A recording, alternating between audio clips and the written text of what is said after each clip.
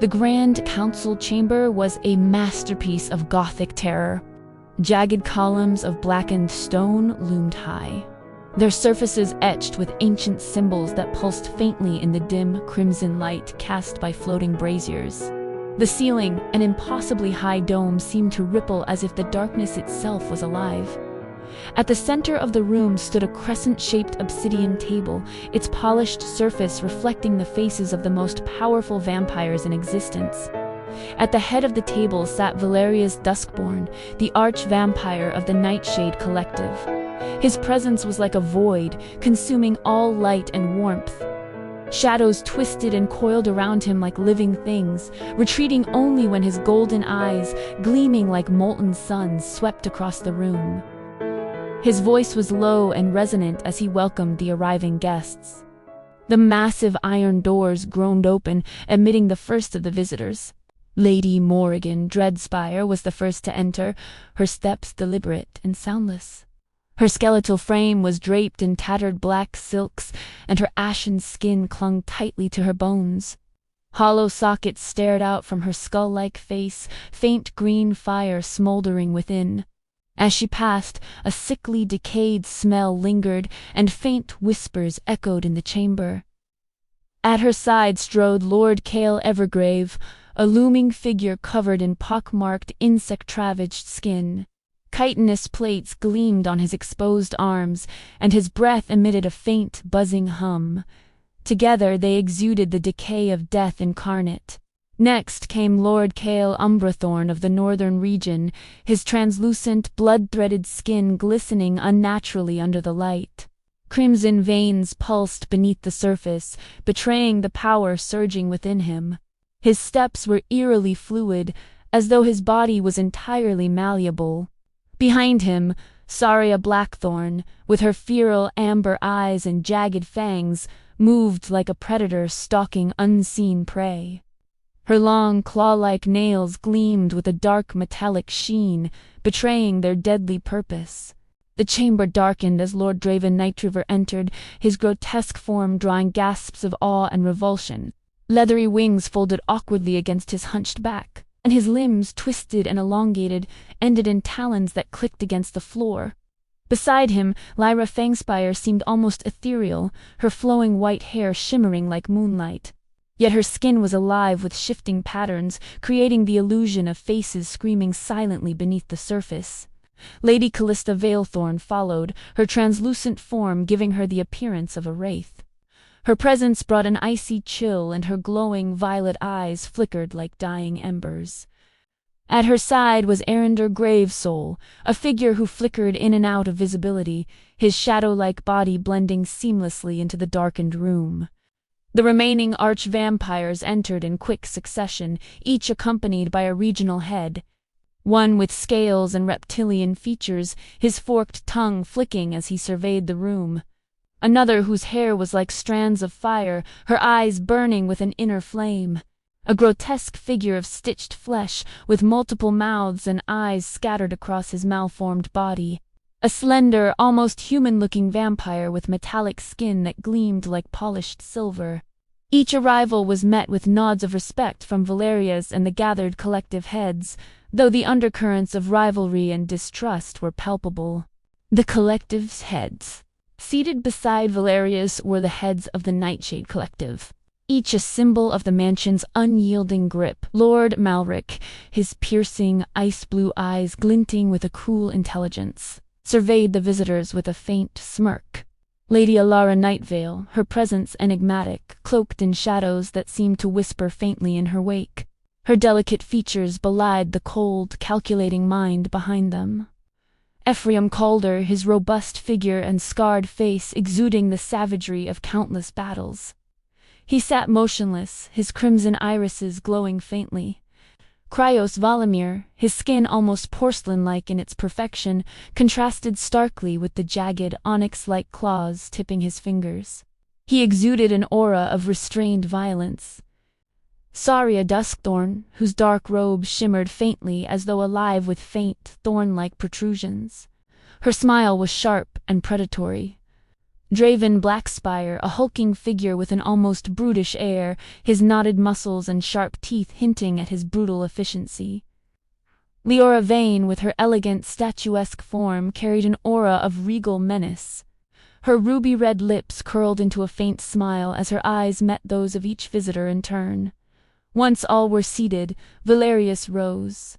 The flickering lights dimmed as his shadow tendrils extended, their movements mesmerizing. His voice was calm yet commanding. "We are gathered here in unity as stewards of a new age," he began, his words sinking into the silence. "Tonight we discuss the growing resistance, the decline of resources, and the adjustments needed to secure our future."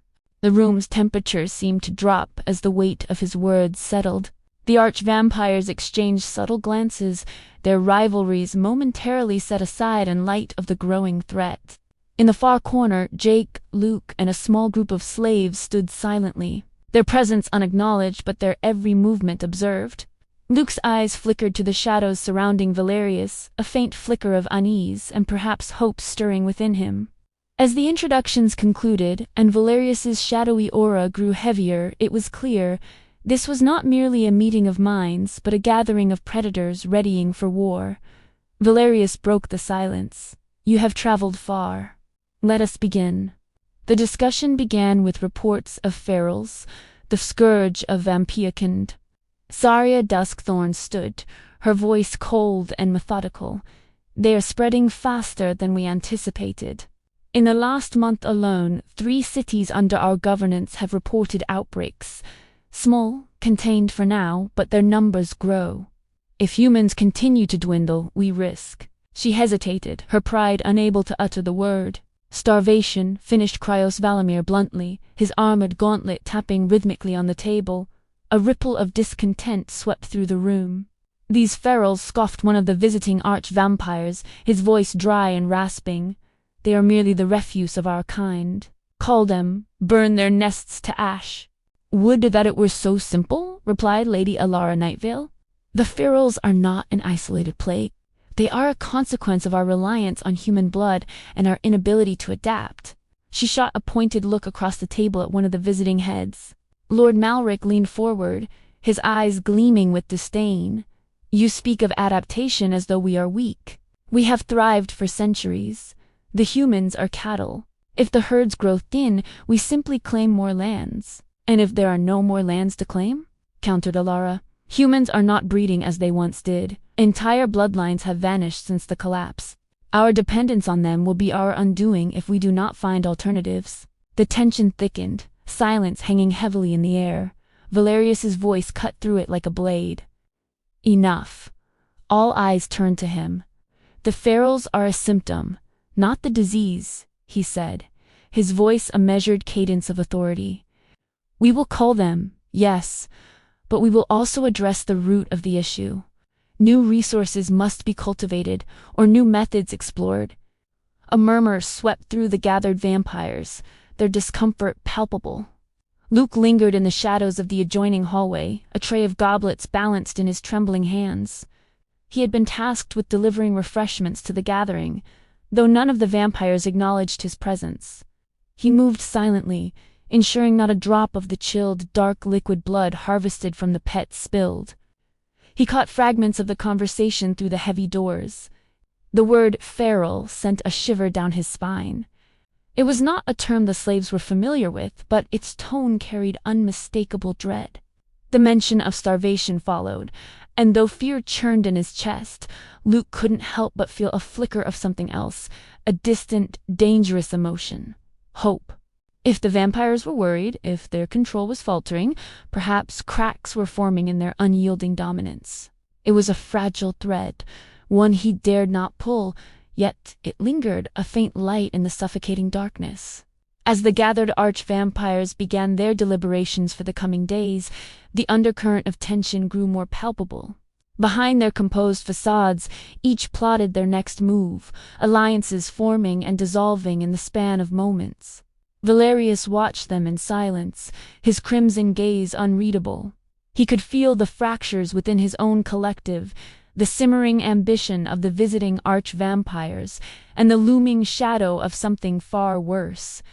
The chamber remained heavy with tension, the discussions turning darker as the vampires debated their escalating problems. The ferals were a scourge, but the arch-vampires knew they were only one of many threats clawing at their supremacy. Valerius Duskborn sat at the head of the table, his posture calm but his crimson eyes sharp as blades. He raised a pale hand, silencing the murmurs. "There is another matter to discuss, one that may concern us even more than the ferals." The assembled vampires stilled. Lady Alara Nightvale, her tone as smooth and deadly as silk, took over. "Reports have surfaced from the western regions. Humans, using magic. They have begun slaughtering our kind. In isolated skirmishes, entire covens have been annihilated." The room erupted in low, guttural growls. A muscular vampire to Valerius's left slammed his fist on the table, cracking the polished obsidian. "Impossible! No human could wield such power. They are prey. This is some illusion or the work of a rogue vampire." "No illusion," Allah replied coldly. "The humans have found a way. They have formed pacts. Pacts with whom? Demons." The word hung in the air like a poison. "Demonic contracts," Alara continued, her voice steady but her expression laced with disdain. "Humans have begun forging contracts with infernal entities.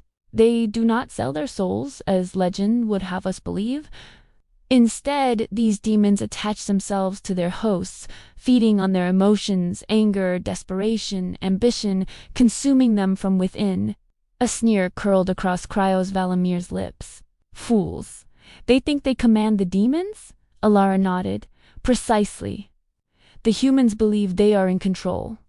The demons grant them extraordinary power enough to kill us. And while the humans use this power, the demons feed, growing stronger. When the human becomes a husk of their former self, they are devoured by their own ambition." Another arch-vampire, a wiry figure cloaked in black, hissed, "Why should we fear such creatures? They are transient at best." Alara's gaze sharpened. "Transient, yes, but effective. These humans wield dark magic they should never have been able to touch. Blades that burn our flesh on contact. Fire that sears our immortal bodies. Entire legions of our kind have been lost in regions where these humans have risen. This is no isolated threat." The table fell into uneasy silence until a voice rang out, sharp and mocking. "Fear? Is this what we have been reduced to?" The words came from arch-vampire Tiberius Vorthen, one of the visiting lords. His voice was a snarl, his tone dripping with contempt. "Do we cower like mortals before a handful of humans playing with forces they cannot control? If you are so frightened, perhaps you are unfit to lead." The room stiffened. Tiberius's companion, a hulking vampire with eyes like molten gold, shifted uneasily. Even he could see the line his lord was crossing. Valerius's gaze flicked to Tiberius, cold as winter's edge. "You question my resolve, Tiberius?" Tiberius rose from his seat, his crimson cloak billowing. "I question your inaction. You sit here debating while the humans grow bolder, while your own covens fall. Perhaps it is time for new leadership. Leadership that understands strength is the only language these creatures comprehend." The room erupted in snarls and growls. Several vampires stood, their hands twitching toward the hilts of their katanas. But Valerius raised a hand, silencing them with a gesture. "You wish to see strength, Tiberius?" Valerius's voice was soft, almost a whisper, but it carried an undeniable weight. "Very well." Before Tiberius could react, shadows surged from the floor, black tendrils twisting around his limbs like living chains. They dragged him forward, forcing him to his knees before the table. "What is this?" Tiberius roared, struggling against the shadows. Valerius stood, his presence towering. He extended a single hand, and the shadows tightened, constricting Tiberius's movements until he was frozen in place. "You spoke of strength," Valerius said, his tone calm but icy. "Allow me to demonstrate." He raised his other hand, and the air in the room grew colder, suffused with an ancient, malevolent energy. Slowly, deliberately, Valerius began to strip the flesh from Tiberius's body. It started at his hands. the skin peeled back in thin, delicate ribbons, revealing the red muscle beneath. Tiberius screamed, a sound that echoed through the chamber, raw and primal. The process was excruciatingly slow, Valerius savoring every moment. Layer by layer the flesh was removed, his arms, his chest, his face, until only a grotesque skeleton remained, glistening with blood. The room was silent save for Tiberius's agonized moans. Valerius stepped closer, his shadowy aura almost suffocating. "Let this serve as a reminder," he said, his voice low and deadly. "Leadership is not a right, it is a burden, and it is not questioned without consequence." With a final gesture, the shadows consumed what remained of Tiberius, leaving only a faint scorch mark on the floor. Valerius returned to his seat, his expression serene, as though nothing had happened. "Now," he said, addressing the room, "shall we continue our discussion?" The remaining vampires nodded in grim silence. As Luke listened from the shadows beyond the door, he felt the last embers of hope within him waver. These creatures were not just monsters. They were gods among predators, merciless, calculating, and impossibly powerful. But even gods, he reminded himself, could fall. The chamber hummed with an uneasy energy as Valerius Duskborn addressed the assembly, his shadowed presence commanding silence.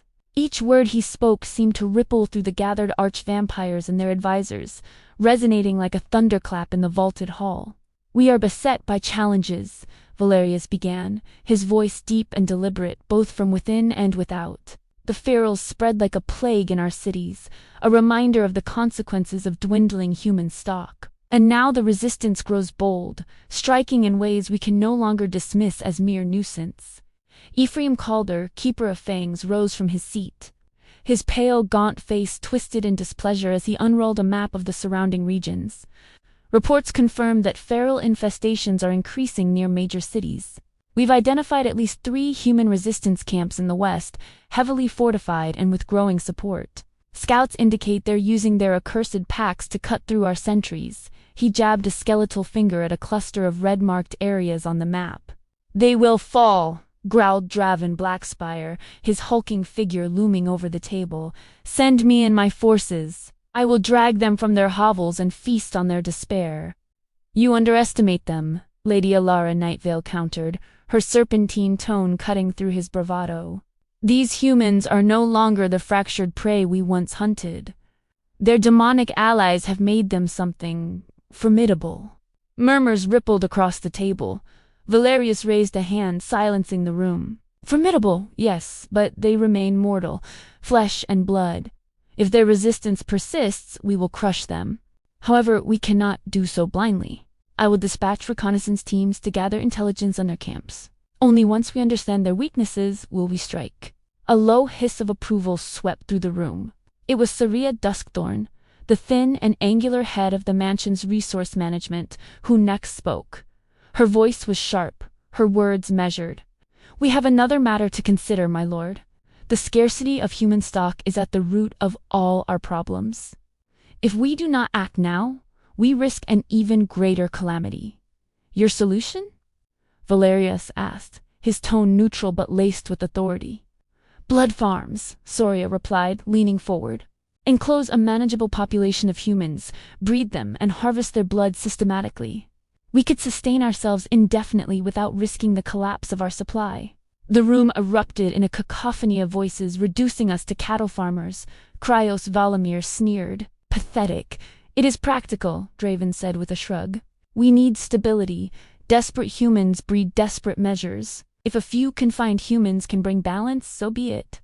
Lady Alara raised an eyebrow, her expression neutral but her eyes betraying curiosity.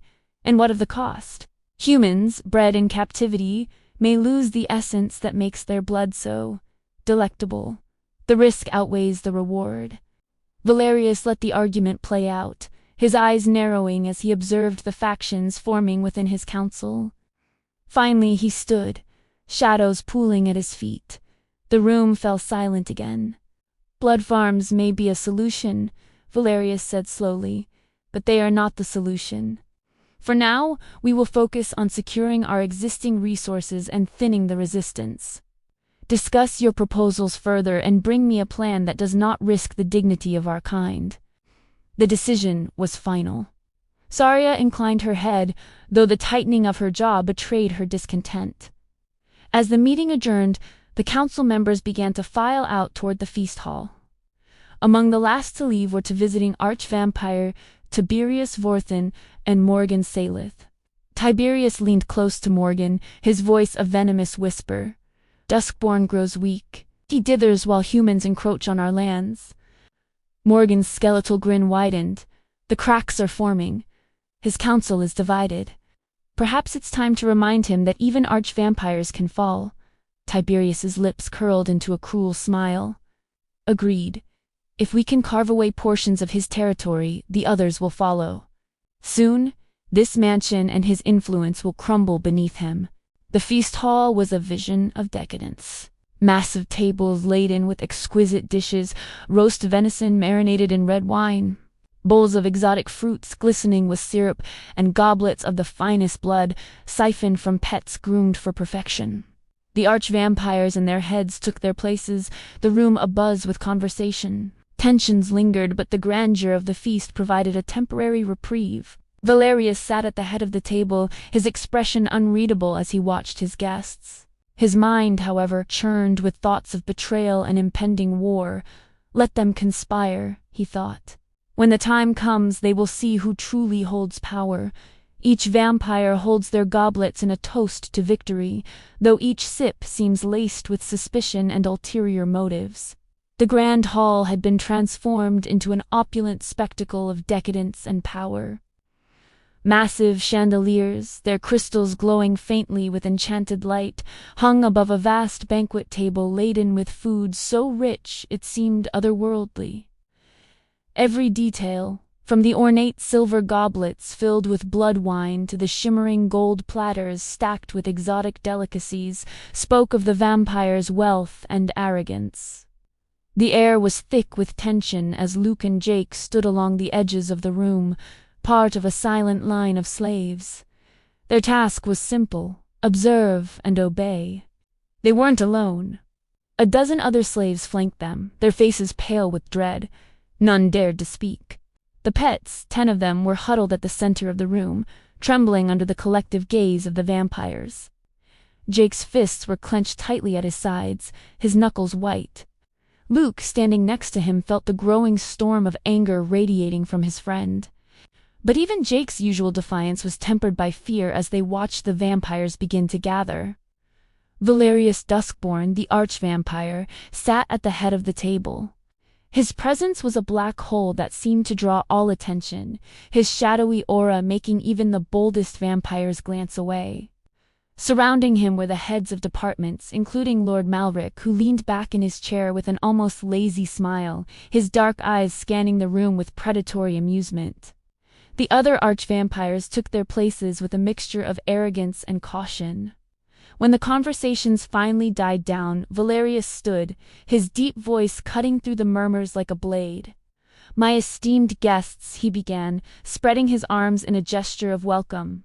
"Tonight, we celebrate not just power but indulgence. It is a rare occasion when we gather, and even rarer when we feast." The pets exchanged panicked glances. The word feast carried an ominous weight that made the air seem heavier. Luke could feel his heartbeat pounding in his chest, the weight of dread pressing down on him. Valerius gestured toward the pets. "You have been chosen for a special honor. Tonight you will serve not as mere ornaments, but as the main course." The room fell silent, save for the sharp intake of breath from the pets. "You will be given 10 seconds, Valerius continued, his smile widening to reveal his sharp fangs. 10 seconds to run. After that, the hunt begins." The pets froze, their expressions shifting from confusion to terror. Some began to weep openly, their bodies trembling. Others looked around, hoping for some escape route that didn't exist. "Run!" Valerius commanded, his voice cold and final.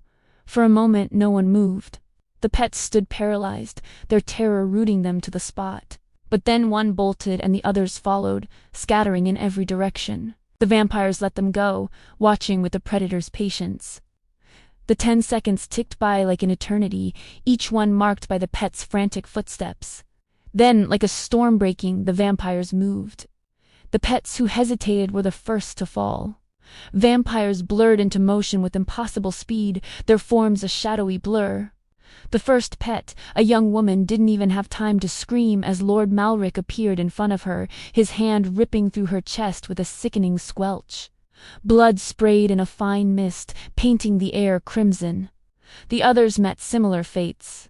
One pet was tackled by Lady Alara Nightvale, her delicate features twisted in sadistic delight as she ripped the silk from his body, exposing flesh she quickly tore into. Another was grabbed by Cryos, who drained her blood directly from a severed limb, his face a mask of cold indifference as he tossed her lifeless body aside. Luke and Jake watched in frozen horror, unable to look away. The slaves around them were pale and shaking, some clutching each other for support. Jake's jaw was clenched so tightly Luke thought he might shatter his own teeth. "Monsters," Jake whispered, his voice trembling with suppressed rage. Luke didn't respond. His stomach churned as he watched a pet who had managed to run nearly to the edge of the hall before being dragged back by one of the visiting arch-vampires. The vampire's grotesque, skeletal form moved with terrifying grace as he pinned the pet to the floor, pulling her skin away in strips as she screamed. The screams didn't last long. The vampires drank from their victims with unrestrained hunger, their fangs sinking into flesh as they consumed the blood that spilled freely from torn arteries. They didn't stop there. Organs were ripped free, limbs severed, and even bones cracked open to access the marrow within. The floor was a slick, sticky mess of blood and gore. The pets who had stayed, frozen by fear, met even more brutal ends. Valerius himself claimed one, his shadows pinning her in place as he drained her blood slowly, savoring every drop. Jake couldn't take it anymore. He turned away, his hands trembling as he fought the urge to scream. Luke reached out, placing a hand on his friend's shoulder.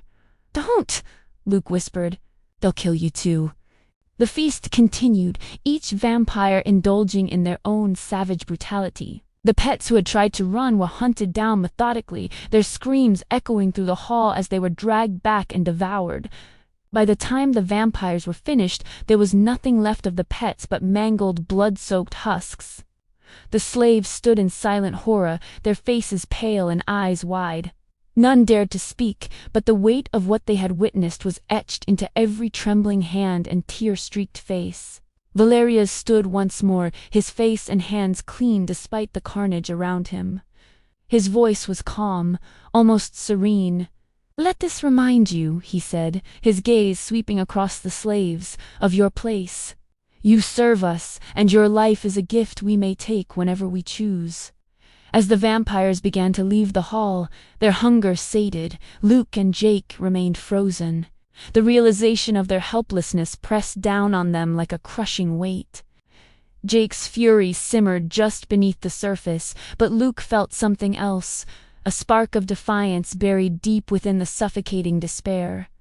If they were going to survive this hell, they would have to fight. But for now, they could only stand and watch as the vampires left, their laughter echoing through the blood-stained hall.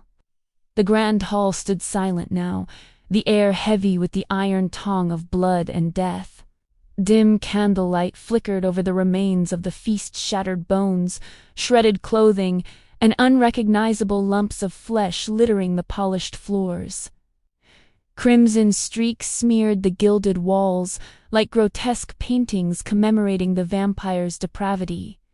The slaves entered in a slow, shuffling line, their faces pale and gaunt, eyes wide with suppressed terror.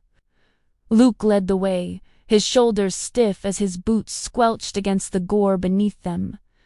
Jake followed close behind, his fists clenched so tightly his knuckles had turned white. The other slaves remained quiet, too frightened to even whisper. A single command echoed in their minds: clean. Luke grabbed a mop and bucket from the supply closet at the edge of the hall. The tools felt absurdly small for the monumental task ahead. Without hesitation, he bent down and began gathering pieces of what once were people. Fingers, shredded torsos, and clumps of hair worked with mechanical precision, his face a mask of indifference. Jake, however, froze. He stared at the floor, his breathing shallow and quick. His eyes fixated on a severed hand, its delicate fingers still adorned with rings. His stomach churned violently. "Jake," Luke said sharply, not looking up. "Focus!" Jake's head snapped toward his friend, anger burning in his gaze. "How can you act like this is normal?" he hissed, his voice low enough not to draw the attention of the guards watching from the hall's far corners. Luke stopped, straightened, and turned toward Jake. His face was unreadable, but his voice was calm and cold. "It's not about normal. It's about surviving long enough to get out of here." Jake clenched his jaw, but nodded. He grabbed a mop and started cleaning, his movements erratic and fueled by rage. Every swipe of the mop left a streak of smeared blood, and he cursed under his breath, the stench of death overwhelming him. "Why do they even keep us alive?" Jake muttered, his voice shaking. "We're nothing but tools to them. Food, entertainment." Luke didn't answer immediately. Instead, he picked up a bloodied fragment of a dress and threw it into the pile forming near the center of the room, because they need us. Without humans, they starve. "Then let's starve them," Jake snapped, his anger bubbling over. He dropped the mop and turned to Luke, his voice trembling with fury. "Let's burn this whole place to the ground. Them, their pets, everything." Luke grabbed Jake's arm, his grip firm. "If you want to get yourself killed, fine. But if you're serious about taking them down, you'll stay quiet and follow my lead. We can't afford mistakes." Jake stared at Luke, his chest heaving. Finally, he nodded, though the fire in his eyes didn't dim. When the last of the blood and gore was scraped from the floor and the hall began to resemble its former opulence, the guards barked orders for the slaves to leave. But before they did, Jake leaned close to Luke, his voice low but resolute. "We have to escape," Jake said, his words laced with conviction. "And we're not leaving anyone behind, not the slaves, not the pets. No one." Luke met his friend's gaze. For the first time in a long while, he saw something other than anger in Jake's eyes. He saw purpose. "We will," Luke promised, his voice barely above a whisper, "but we have to be smart about it. Forged amidst no one else dies because of us." As they walked back to their quarters, a solemn nod, the scent of blood still clinging to their skin, a dangerous hope flickered between them. For the first time in years, they allowed themselves to imagine a world beyond the mansion's walls, a world where they were free. The quarters were suffocatingly silent, a stark contrast to the blood-soaked horrors they had just witnessed. Each slave sat on their cold, narrow bunks, their expressions hollow. The scent of iron and death still lingered in the air, as if it had clung to their skin like an unwelcome second layer. Jake leaned against the wall, his fists clenched so tightly his knuckles turned white.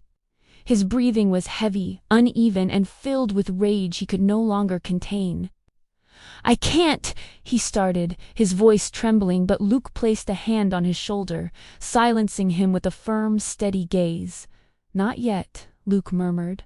His tone was quiet but carried the weight of authority. "Wait until the vampires are gone." The heavy iron door creaked open, and a group of guards stomped through, their eyes scanning the room. The slaves stiffened, their gazes glued to the floor, their bodies tense with fear. The guards exchanged a few muttered words before departing, their footsteps fading into the corridor. When the silence returned, Luke stood, his movements deliberate. He looked around the room, his gaze meeting each pair of frightened eyes. He saw the fear, the hopelessness, and the lingering shock of what they had just endured. But beneath it all, he saw something else. A flicker of resentment, a small ember waiting to be stoked into a flame. "This isn't living," Luke began, his voice cutting through the stillness like a knife. He stepped into the center of the room, commanding their attention. "What we saw tonight, it's just a reminder of what we all already know. None of us are getting out of here alive." Some slaves turned their heads away, unwilling or unable to meet his gaze. Others leaned forward, drawn to the raw truth in his words. "You have 3 choices," Luke continued, his tone sharp, almost brutal. "You can stay here. Keep your heads down, and pray the vampires find you useful for a little while longer before they rip you apart." He paused, letting the words sink in. "Or you can screw up, get caught, and die screaming in the torture chambers." Jake stepped forward, his face still pale from the night's events, but his anger burned brighter now. "Or," he growled, "you can fight. Fight to get out of this hell. Fight to take back what they've stolen from us." There was a sharp laugh from the far corner of the room. Michael, one of the senior slaves, leaned back against the wall, his arms crossed and a smirk on his face. "You're both insane," he said, his voice dripping with disdain. "You think you can take on them? You saw what they did tonight. We're nothing but cattle to them. They'll crush you like bugs." Luke's eyes hardened as he turned to Michael. "You're right," he said coldly. "We are nothing to them. But that's why we have to fight. They think we're weak, that we'll just lie down and take it. And most of us have, but I won't. Not anymore." Michael sneered. "And you think dragging the rest of us into your little suicide mission is noble? You'll just get us all killed faster." Jake took a step toward Michael, his fists clenched. "You'd rather sit here and wait to die?" he snapped. "At least we're trying to do something." Michael stood, his posture defiant. "Some of us aren't as eager to throw our lives away," he shot back. "You're not a hero, Jake. You're just a fool who can't see how pointless this is." "Enough," Luke said, his voice cutting through the tension like a blade. He turned to address the rest of the room, his gaze steady. "I'm not asking anyone to come with us. This isn't a demand, it's a choice. But for those of you who've had enough of this, who'd rather die fighting than live another day like this, then help us." From the center of the room, Elias shifted uncomfortably, his skeptical expression clear. "And what's the plan exactly?" he asked, his tone cautious. "You've got some grand escape idea, or are you just winging it?" Luke hesitated, meeting Elias's sharp gaze. "We're working on it," he admitted. "But we'll need all the help we can get. Information, supplies, distractions, whatever you can provide. We'll take it from there." Elias nodded slowly, his skepticism not entirely gone but softened by something else, curiosity, or maybe even hope. "I'm not saying I'm in," he said, crossing his arms, "but I'll hear you out." Luke knew this wasn't what Elias agreed to, but hopefully that speech changed his perspective. Telling Elias about bringing the pets, now that will be a challenge. Another murmur spread through the room, this time less fearful and more contemplative. A few slaves nodded, their faces set with determination. Others remained silent, their fear too great to overcome. Michael, however, wasn't finished. "You're going to get everyone killed," he said, his voice loud and defiant. "And when it happens, their blood will be on your hands." Luke turned to him, his expression calm but unyielding. "Maybe it will," he said quietly. "But at least I'll know I tried. What about you, Michael? Can you live with yourself, knowing you never even tried to fight back?" Michael opened his mouth to reply, but no words came. He glared at Luke, then turned his back to the rest of the slaves, not a word coming out of his mouth. Jake exhaled slowly, the tension in his shoulders easing slightly. "That went well," he muttered, his sarcasm barely masking his frustration. "For those of you who are with us," Luke said, ignoring Jake's comment, "we'll meet tomorrow night. Same time. If you've got information, share it. If you've got supplies, bring them. We're not just surviving anymore, we're fighting back." As the group dispersed to their bunks, Luke sat down next to Jake, his shoulders sagging with exhaustion. "Do you think it's enough?" Jake asked, his voice low. "It has to be," Luke replied. He glanced around the room, his gaze lingering on Elias, who sat on his bunk with a pensive expression. Not everyone was ready, but those who were, they might just have a chance. And for the first time in years, the suffocating air of the slaves' quarters felt just a little lighter, and filled with not only hope, but determination. The cell was unnervingly silent, a rare occurrence in the slaves' quarters. The dim torchlight flickered across stone walls, casting distorted shadows on faces that were gaunt with exhaustion and fear. Maria stood in the middle of the room, her shoulders squared despite the weight of her words. The pets, most of them barely more than shadows of themselves, sat clustered around her. Their hollow eyes reflected her, but Maria's voice carried a fire that none of them had felt in years. "Listen to me," she began, her tone commanding and fierce, unlike the timid obedience they'd been forced to adopt. "You've heard the rumors, haven't you? Whispers of escape? I need you to understand something. This isn't just about getting out of here. This is about taking back what they stole from us. Our lives, our dignity, our souls." Several pets glanced at one another nervously, their eyes darting to the single iron door that kept them trapped. Maria continued, pacing now, her words laced with urgency. "I know what you're thinking. We're just pets. We're weaker, smaller, less useful than the slaves. But I'll tell you this. Without you, there's no escape. You think the slaves can do this alone? They can't. They need us, and we need them." A murmur rippled through the group, hesitant but undeniable. Maria stopped pacing and turned to face them fully, her green eyes fierce. "I won't lie to you," she said, her voice dropping to a near whisper. "Most of us won't make it. Some of us will die before we even get out of the mansion. But let me ask you this. Would you rather die fighting for your freedom, or live the rest of your days waiting for them to bleed you dry?" A younger pet, barely more than a girl, wiped at her tear-streaked face. "But what if we fail?" she whispered. "Then we fail together," Maria said, her voice firm. "But at least we'll know we tried." For a long moment, the room was silent. Then, one by one, the pets began to nod. Their fear hadn't disappeared, but Maria's words had ignited a spark in their hearts, one they hadn't felt in years. Elias adjusted the straps of the blood bag wheelbarrow, his shoulders tense as he followed Michael down the dimly lit corridor. The mansion above was oppressive, but this was something else entirely. The air grew colder the farther they descended, the stone walls slick with moisture and stained a deep, ominous red. "Charming place," Michael muttered, his voice dripping with sarcasm. He didn't even bother hiding his disgust as the scent of rot hit them, thick and nauseating. Elias glanced over his shoulder, his eyes narrowing. "How can you be so casual about this?" "Because," Michael said with a smirk, "it's either laugh or puke. And I'd rather not give them the satisfaction."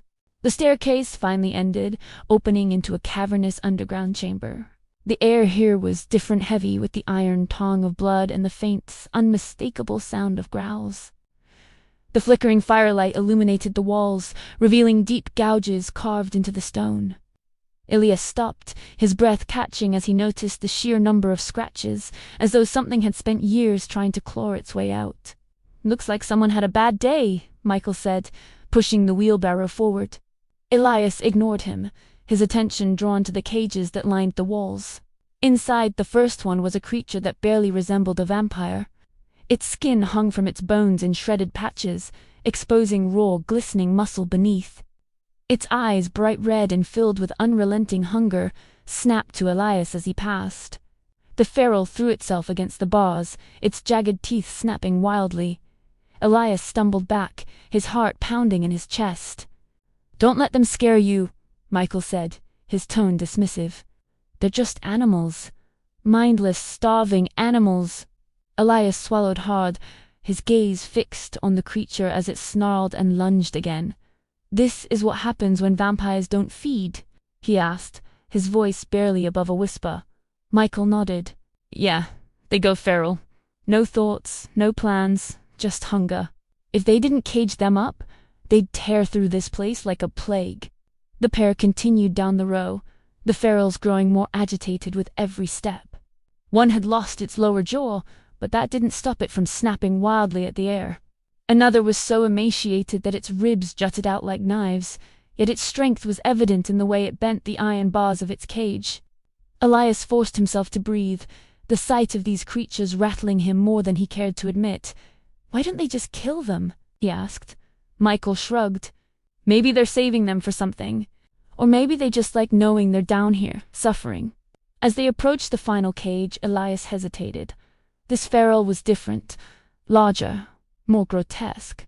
Its limbs were elongated, its fingers ending in claws that scraped against the floor. Its eyes locked onto Elias, and for a moment he swore it smiled. He turned to Michael, desperate for distraction. "Why do you suck up to the vampires?"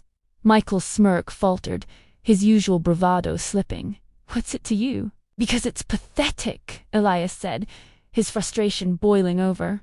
"You act like they're your friends, but they'll kill you just like the rest of us. Single quotes. Michael's jaw tightened. You don't know what you're talking about. Then tell me, Elias pressed. Why do you act like this? Michael was silent for a long moment. Finally he spoke, his voice low and bitter. Because I've seen what happens when you don't. My sister, they took her, made her a pet. I thought I could protect her if I stayed useful, but it didn't matter. They played their games with her anyway. Elias stared at him, his anger softening into pity. I'm sorry, he said quietly. Don't be, Michael snapped. It won't bring her back. They finished their task in silence, the growls of the ferals echoing in their ears. Later that night, Elias found Luke preparing food for himself and the slaves, the one thing bringing us together. A semi-decent meal together. The firelight cast long shadows across his face, making him look older than his years. Luke, Elias said, his voice urgent. Luke looked up, his expression weary. What is it? Elias quickly described the feral prison, the blood-soaked walls, the lack of guards, the terrifying creatures. It's a weak point, he concluded. If we can figure out how to use it, we might have a chance. Luke's brow furrowed as he considered this. It's risky, he said finally. But it might be our only shot. Elias nodded. Then let's make it count. Looks like I will have to give Lord Malric another visit. The tension in the air was palpable as Luke followed the iron-laced corridors toward Lord Malric's quarters. Each step he took echoed ominously against the cold stone walls, the weight of his plan pressing down on him. He had rehearsed his request in his head countless times, yet the prospect of facing Lord Malric directly felt akin to walking unarmed into a lion's den. The Keeper of Fangs was known for his ruthlessness, but also his peculiar sense of intrigue. While others saw Luke's defiance as insolence, Malric had seemed amused by it during their past encounters, an amusement that bordered on dangerous curiosity. Luke paused outside the ornate doors leading to Malric's chambers. The air smelled faintly of blood and decaying roses, an unnerving yet fitting combination. Steeling himself, he pushed the heavy doors open and stepped inside. Lord Malric sat in a high-backed chair carved from dark ebony, the intricate designs resembling the twisting forms of writhing souls. Behind him, the vast room was bathed in a muted crimson glow, the light emanating from lanterns filled with some unnatural fire. He didn't look up immediately, instead thumbing lazily through a thick book bound in human skin. His appearance was as unsettling as ever, his sharp features too perfect to be human, his skin pale enough to reflect the dim light. Malric's eyes, a piercing silver that seemed to see too much, finally met Luke's. Well, well, Malric drawled, his voice smooth and laced with mockery. The bold one returns. What brings you to my den, little lamb? Luke clenched his fists at the condescension but kept his tone steady. I need access to the feral prison. The room fell deathly silent, save for the faint crackle of the lantern flames. Malric arched an elegant brow, closing his book with a deliberate thud. You need access to the feral prison, he repeated slowly, as though savoring the audacity of the request. Yes, Luke said firmly. I need the keys. Have a plan. Malric rose from his chair in a fluid motion, towering over Luke as he approached. There was an intensity to his gaze that made Luke's stomach churn, but he refused to look away. Malric circled him like a predator assessing its prey, his steps silent on the polished marble floor. And what, pray tell, is this plan? Malric asked, his tone dripping with amusement. Luke hesitated. With respect, my lord, I'd prefer not to share the details. Not yet. Malric stopped abruptly, his silver eyes narrowing. For a moment Luke feared he had overstepped. Then, to his astonishment, Malric laughed, a low, melodic sound that sent shivers down Luke's spine. Bold. Very bold, Malric murmured, a faint smile tugging at his lips. I must admit, your defiance intrigues me. Most slaves would be groveling on the floor by now. I'm not like most slaves, Luke replied, the words escaping before he could stop them. Malric's smile widened, but it didn't reach his eyes. No, you're not. And that's precisely why I'll entertain your request. Luke blinked in surprise. You will? Yes, Malric said, returning to his chair and lounging as though this were all a game to him. But on one condition. Luke's throat tightened. What condition? Malric's expression turned inscrutable, his silver eyes gleaming with an emotion Luke couldn't decipher. You'll find out soon enough, if your plan succeeds. Luke left Malric's quarters with the weight of the keys in his pocket, an annoying sense of unease in his chest. Malric's cryptic words replayed in his mind, each syllable dripping with hidden menace. He had agreed too icily, and Luke couldn't shake the feeling that the price for his freedom would be far greater than he anticipated. As he walked through the dimly lit corridors, his thoughts returned to the feast. The blood, the screams, the grotesque glee with which the vampires had torn through the pets. He had forced himself to remain still, to swallow his revulsion, to be a silent observer while innocents were slaughtered. But now, in the quiet of the empty halls, the images clawed at his mind, the ripping of flesh, the lifeless eyes of those pets, once so full of fear and desperate hope. Luke's hands trembled, his nails digging into his palms. He hated himself for not acting, for not doing anything to stop it. But what could he have done? Even now, the memory of the vampire's speed and power made his stomach churn. His hatred for them burned brighter than ever, but beneath it was a flicker of disgust at himself. He had stood there and done nothing. When Luke returned to the slave quarters, Jake and Elias were waiting anxiously. The room was dimly lit, the flickering candlelight casting long shadows on the rough stone walls. "You got them?" Jake asked, his voice barely above a whisper. Luke nodded and pulled the keys from his pocket. The metal gleamed faintly in the dim light, a symbol of both hope and impending danger. Elias stared at the keys as though they were a death sentence. "I can't believe you went to him directly. Are you insane?" "Probably," Luke admitted, "but we don't have a choice. This is our best shot." Jake clapped a hand on his shoulder, his grip firm. "You did good. Now we just have to make it count." Back in his chambers, Malric stood by the window overlooking the sprawling estate. He held a glass of blood-red wine, the liquid swirling lazily as he stared into the darkness beyond. He had known slaves like Luke before, defiant, ambitious, and far too human for their own good. Most were crushed beneath the weight of their own rebellion, their spirits shattered long before their bodies followed. But Luke was different. There was a fire in his eyes that Malric hadn't seen in centuries, a determination that reminded him of. He shook the thought away and took a sip of his wine, the bitterness grounding him. The memory of the feast clawed at him, unbidden. The rush of blood, the shattering of bones, the screams. He had watched it all with a mask of indifference. Yet something about it had left him hollow. He had played his role as the keeper of fangs, a being of power and fear. But now, in the silence of his chambers, the aftermath lingered. For the first time in centuries, he felt something close to disgust. "Freedom," he murmured to himself, the word tasting foreign on his tongue. Such a fragile thing. "Let's see how far you're willing to go to grasp it, little lamb." As the crimson moon hung high in the sky, Malric smiled faintly, the first genuine smile he'd allowed himself in years. For the first time in decades, he was curious to see what would happen next. The morning light barely reached the lower corridors of the mansion. Even with torches mounted on the walls, their flames dancing and flickering, the space felt suffocating, heavy with the stench of blood and despair. Michael moved through the dim halls, barking orders at the slaves as they scrubbed floors and polished furniture. His voice cut through the silence like a whip, sharp and commanding. "Keep moving, you lazy wretches! I want to see my reflection in that floor, or you'll regret it." He snarled at one particularly slow worker. Yet, even as he barked commands, his mind wandered back to his conversation with Elias the day before. His words lingered like a poison in his thoughts. "Why are you like this, Michael? Why do you take their side?" Michael clenched his jaw, trying to shake the memory, but it clung to him like a curse. "Why am I like this?" The answer came unbidden, sharp and cruel. His sister's face, pale and lifeless, staring up at him from a pool of her own blood. He had failed her. He had been too weak to save her. And now he punished everyone else for his own inadequacy.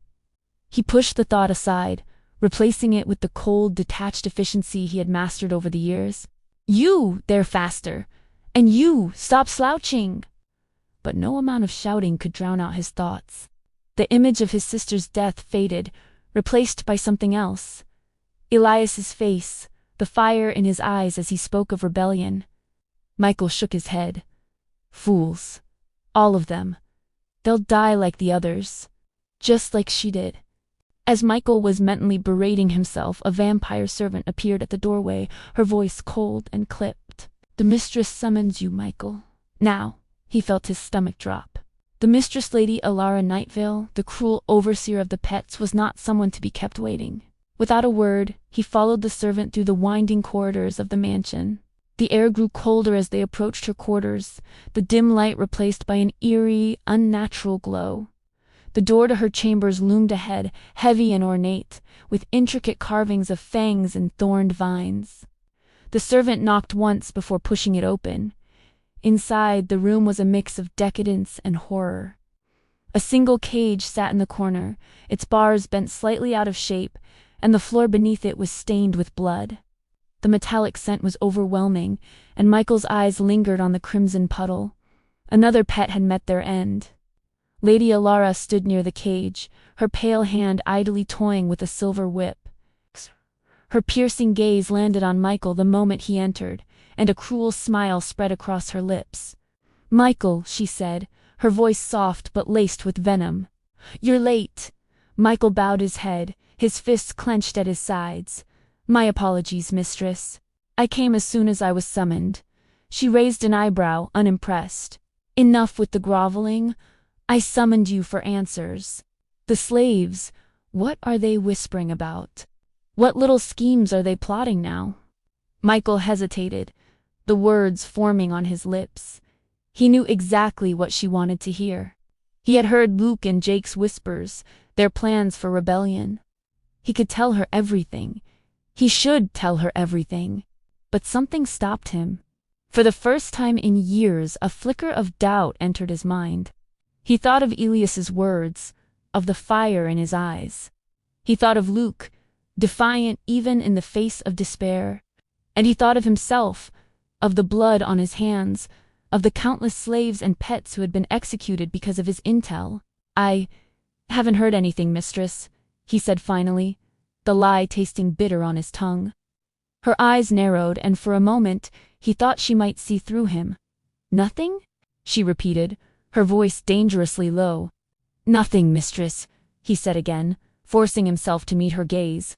Her expression darkened, and before he could react, she lashed out with the silver whip, the sharp crack echoing through the room as it tore through his shirt and skin.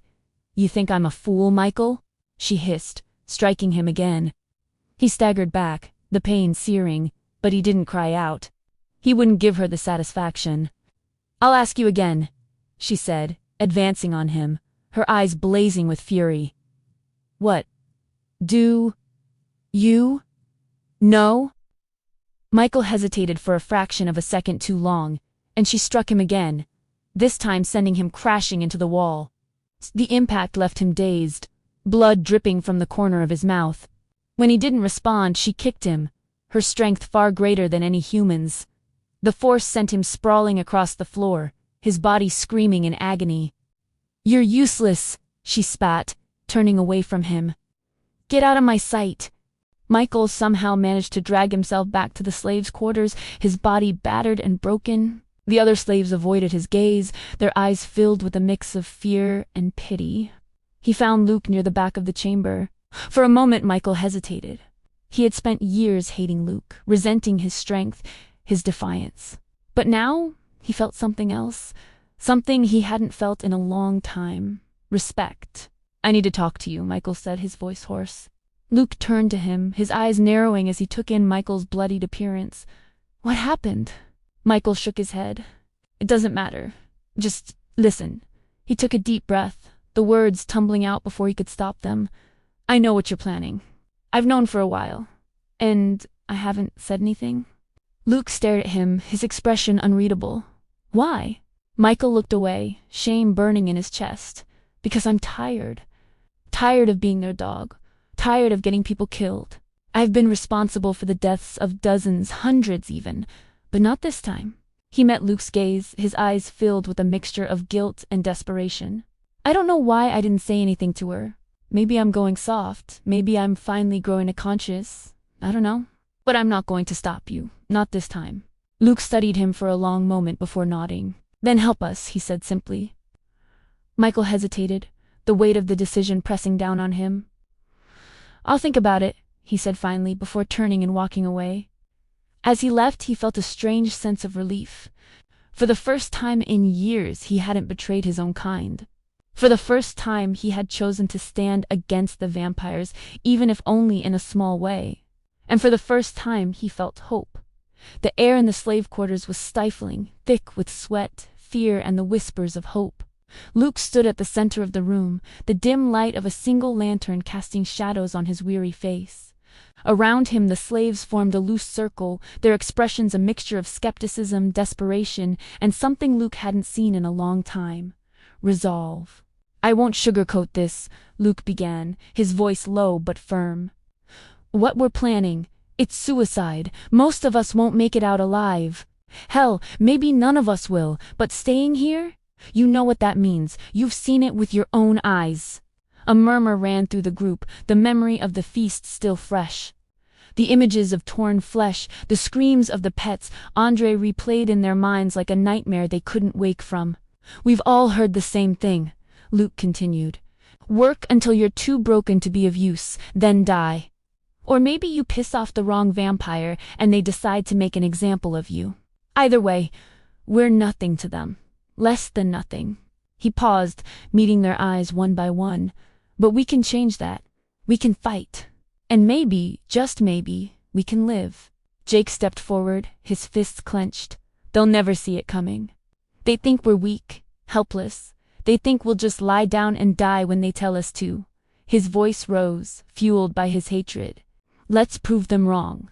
The slaves murmured again, this time louder, their fear tempered by anger. Luke took a deep breath. Here's the plan. He laid it out step by step, his voice steady even as the enormity of what they were about to do weighed on him. Luke's role. I have the keys to the feral prison. I'll unlock the gates and toss blood bags to distract them. If I survive long enough, the ferals will do the rest. A ripple of unease passed through the group. Everyone knew what ferals were capable of. Jake's task. Jake will place blood bags in the vampires' quarters. It's a risk, but with the constant scent of blood in this place, they might not think twice about it. If it works, it'll drive the ferals straight to them. Jake smirked, his confidence masking the terror that churned in his gut. Elias's mission. Elias will set fire to the east wing near the arch-vampire's chambers. It'll create chaos and draw their attention away from the rest of the mansion.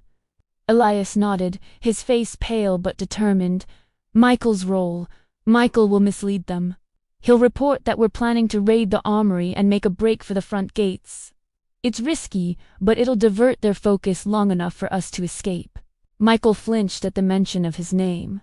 His recent change of heart still felt foreign, and the weight of his past betrayals pressed heavily on his shoulders.